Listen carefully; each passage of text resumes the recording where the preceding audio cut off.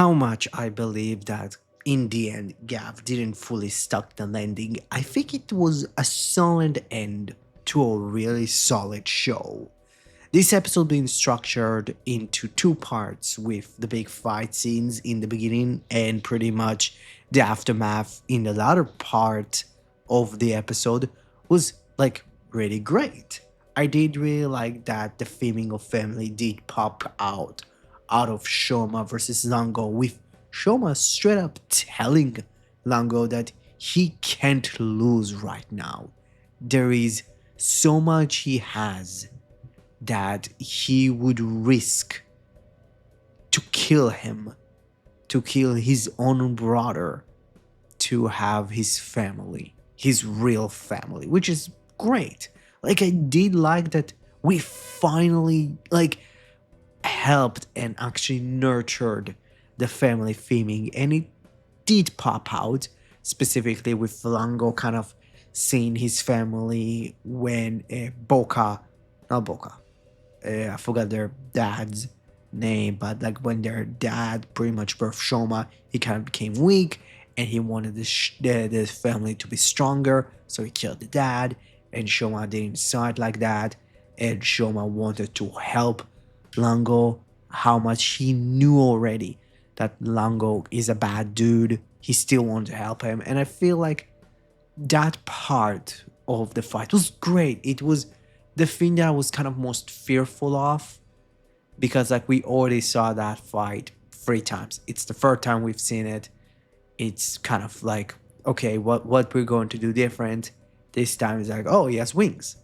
He always had them weirdly, and he never really thought about using them like ever in the two fights that he already had with him. But like as a fight scene, it was fine.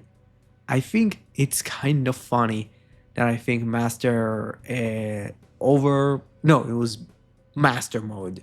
The Master Mode fight was a lot more interesting and a lot more compelling. But again, it could be, hey, it's the first time that we see Shoma be on the same level as Zango, and now it's not that much of a spectacle. I don't know, but that fight was good. I felt like the theming of family being there was good. Like I wish it was kind of touched on in a bit a brighter spotlight, but it was great. While Hanto finding Lizelle and Jeep showed how much like Hanto progressed as a character. Him giving those two a way out, saying, "Hey, listen, you can go back to your world. Everything will be fine. Let's stop the cycle of pain and violence," and them wanting to continue it was great. And having like Panto, very easily like handling both of those characters in a fight is great. It shows how much he grew like strength wise, how much like he was fighting Lizelle and Jeep. Lizelle was kind of carrying the fight because Jeep is a fucking fraud. And I was like genuinely surprised because I said, oh yes, like Jeep is going to survive this because it made all the sense in the world. But no, Jeep did the Kiva feat from like the finale. Remember? It was close to the finale. I don't remember if it was the actual finale, but it was like an episode or two before the finale where like the love interest came in and just like, I'm going to stop the rider kick. Fuck you. And they died. I am going to be interested what the fuck Lizelle is going to do, because now she's probably going to be a semi-prominent character in the V Cinema next movie. So I'm interested the fuck they're going to do with her. Yeah, like I'm more surprised that they killed Jeep. Pretty much the entire stomachs, at least on the Granutz's side, are dead. That entire family, that entire lineage is dead, and it's kind of fucked if you really think about it. And having pretty much Lakia, it was kind of odd that we just didn't continue the fight between Lakia and the agents. It's kind of like, oh, didn't happen. And pretty much Lakia's entire role is closing off all the gates. He pretty much got himself stuck in the Granutz's world, and it was a bittersweet end. I kind of find it to say it, but it's very much close to like the Blade ending. It's like he's even sitting on a bench. Think about the bench. But it is going to be kind of sad to see it. Like, I think Lakia saying to Earth, thank you for having me kind of stay for me. That was great. Like, it's just a good moment. I'm interested how the fuck they're going to find a cop out way to bring him into the V Cinema next. Straight up, there's going to be some sort of a way for the show to bring him back.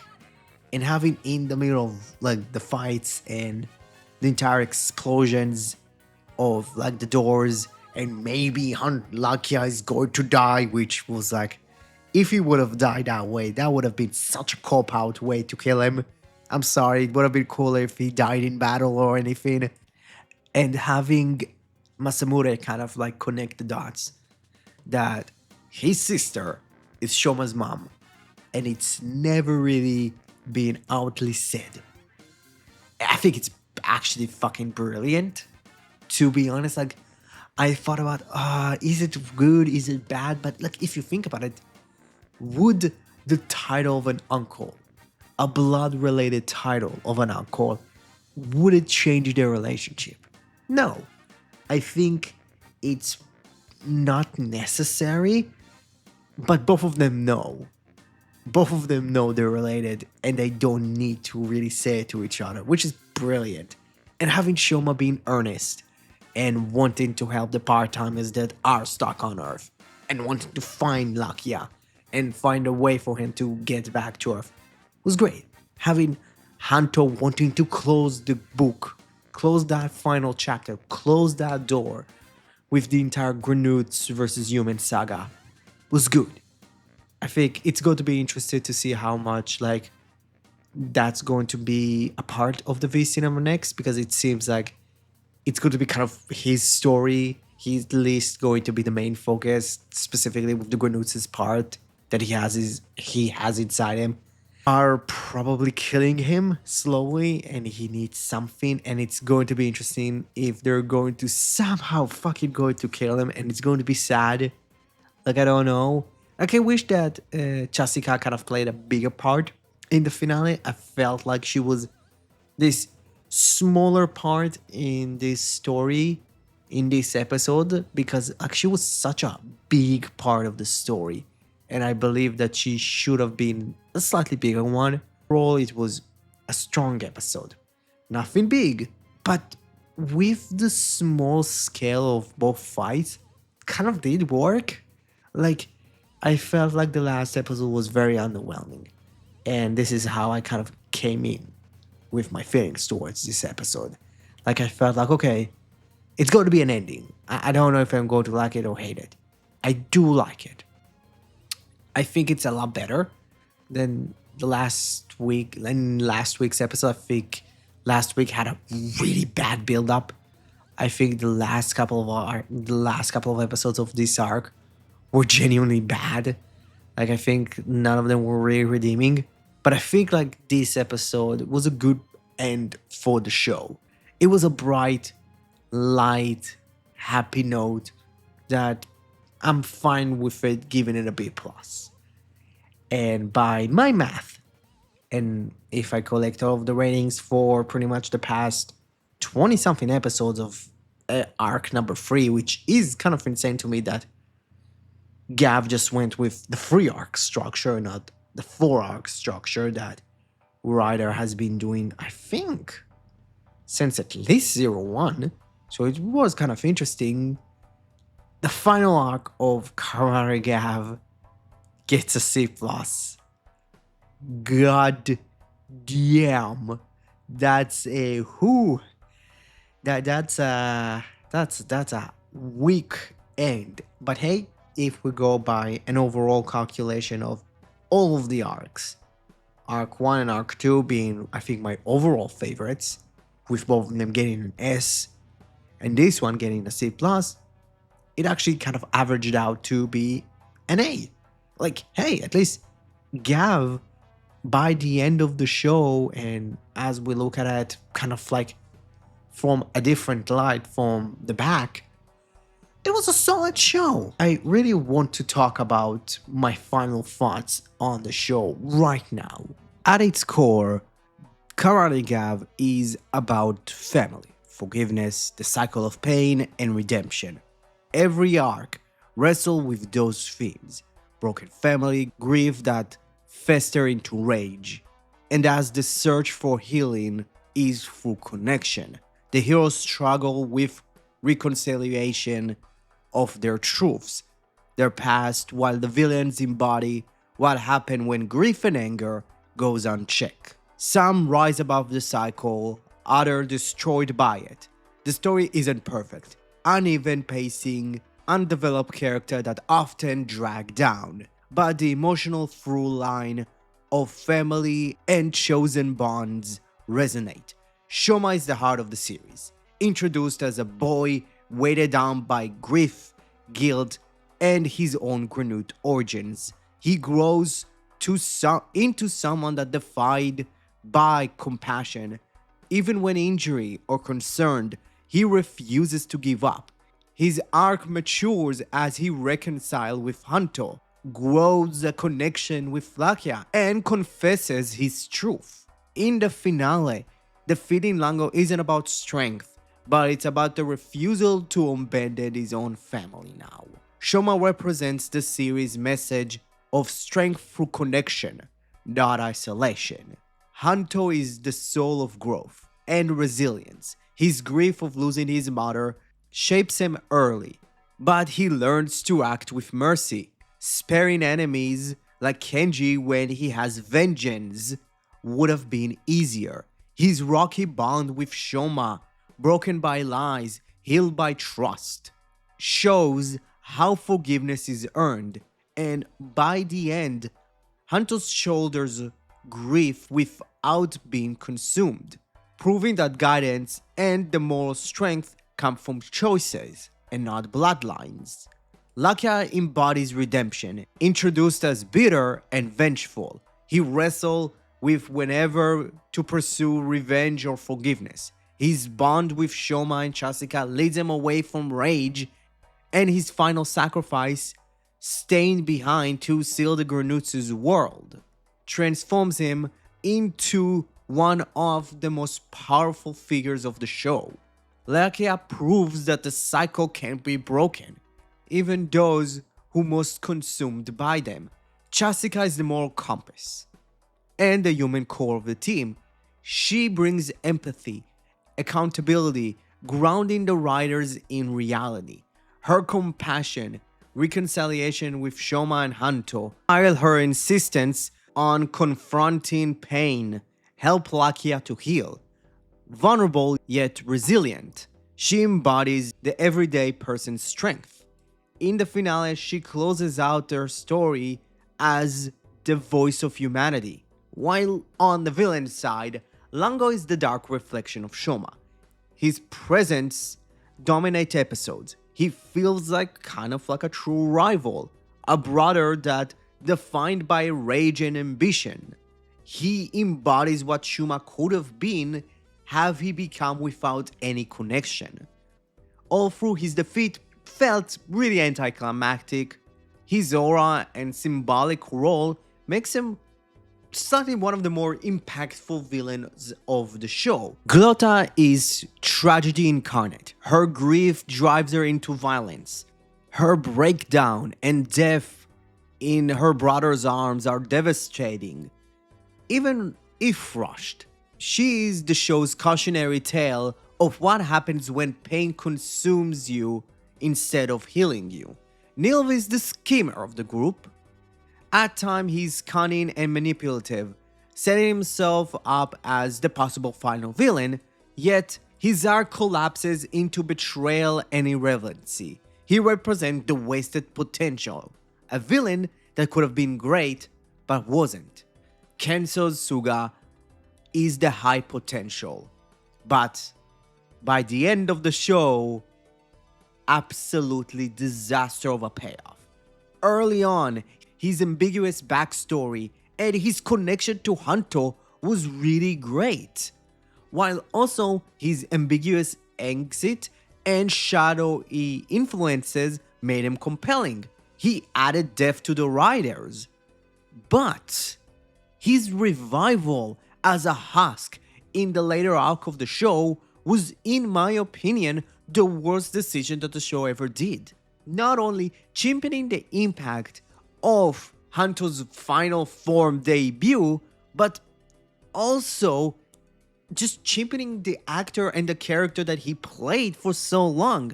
Literally dropping the entire K narrative out of his fucking mind until an audio drama that if even any fan sub are going to subtitle.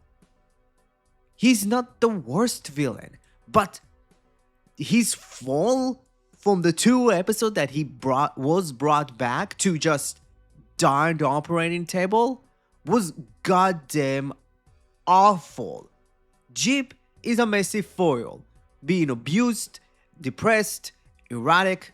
They flirt with being the tragic counterpart to Shoma. Their relationship with Lizelle gave them some lair, but inconsistency in writing left them hollow.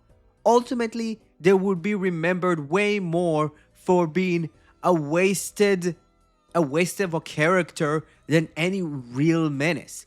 Lizelle was an underdeveloped manipulator. Her cruelty and twisted dynamic with Jeep showed potential, but often she came across as bratty and shallow, which in the end we got to know and we got to see that she does kind of care for Jeep, but she adds texture that never really stands on her own. Boca is the stylish destruction. Fun, flashy, entertaining, but ultimately filler. He could have been elevated to be a major threat, yet remained to feel like a background character.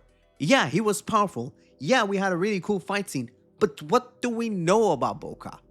This is the thing about the Jaldaks. They are personalities without purpose. They're two-dimensional characters. They're too cardboard for characters that showed up in 22 episodes. Because here's the thing, the show's Achilles heel is the villain. Antagonists that are not properly handled drag the narrative down, with Suga's botched return standing as, in my opinion, the biggest black mark on the show's entire run. But with the heroes like Shoma, Lakia, Hanto, Chasika, like I can really say they truly elevated the story. I embodied compassion, forgiveness, and redemption in humanity. While Lango and Glato represented the tragedy and rage, Nilv, Jeep, Lizelle, and Boca show how villain can collapse without a payoff. Characters like Suga stands as both the highlights and the disappointment of the show's entire writing team. Proof how much of a character potential can be honored and mishandled. In the end, the heroes triumph, not because they win, but because they embodied the show's true core, and that is families chosen, forgiveness is a possibility, and strength come from standing together. So, what's your overall thought about Kamen Gavv? Comment below, let me know. Did you like it? Do you think it's the overall best writer show of all time? Do I think that it's the best of the Reiwa era? Like in my opinion, if I could, let's say, rank all of the writer shows that I've reviewed, it's Gavv, Saber, Gachard, Gates. Here's the thing, Revice might replace Gachard. We don't know. Hey, fucking 01 can somehow be my favorite writer season of all time, but again, I'm watching it now as a reviewer and not as a fan. So, if you liked the video, please smash that like button. If you want to help your subscribe button achieve its true goal of becoming a subscribed button, please smash that subscribe button. Hey, you like Kamen Rider? I like Kamen Rider too. I love Kamen Rider Kuga. Please watch Why Do I Love Kamen Rider Kuga? And yeah, next week we have a brand new mission. We are going to sleep with Kamen Rider Zets. I don't know how to fucking transition. Yeah, don't forget, you're the only one that can prevent forest fires. Thank you very much. Have a great rest of your day. Bye bye.